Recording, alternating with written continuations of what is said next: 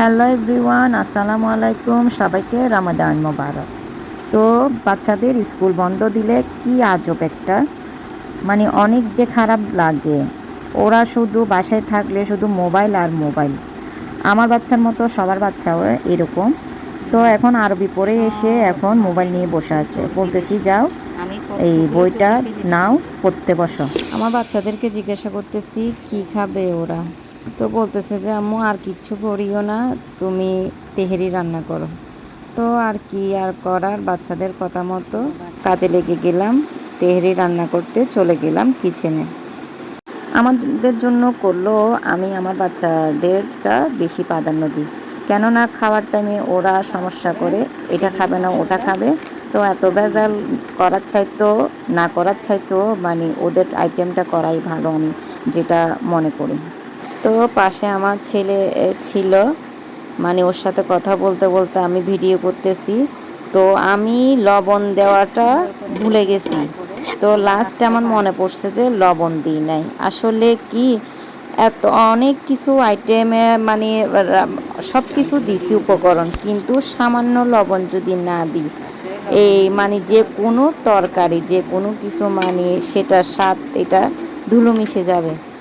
ঠিক আছে, লবণ সেটা হচ্ছে যে এমন একটি জিনিস। তো বন্ধুরা, আপনাদের সাথে কথা বলতে বলতে আমার তেহেরিটা রান্না হয়ে গেল। তো এমন যে মানে ঢাকনাটা তোলার সাথে সাথে ভাবটা আসতেছে যে মানে পুরা মানে দেখা যাচ্ছে না ভিডিওতে। তো বসে পড়লাম ইফতারি করার জন্য। তো জুস খেলাম আর খেজুর আর তেহেরিটা।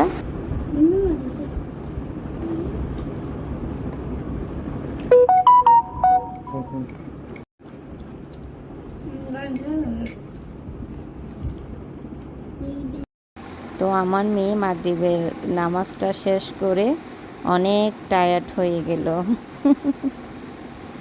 মাশাল্লাহ। তো এখন আমি চলে আসছি যে এই চাটা খাওয়ার জন্য। চাটা না খেলে আমার অনেক খারাপ লাগে, মাথা কামড়ায়। তো চা খাওয়ার পরে তারপরে কিচেনে গিয়ে আমি সেহরির জন্য এই রান্না করব।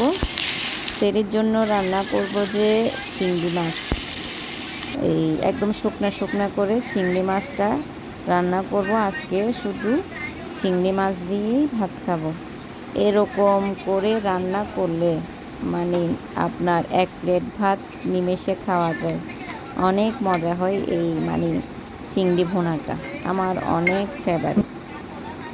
তো আজ এই পর্যন্ত, সবাই ভালো থাকবেন, সুস্থ থাকবেন, আর আমার ভিডিওতে লাইক কমেন্ট শেয়ার করবেন। আল্লাহ হাফেজ।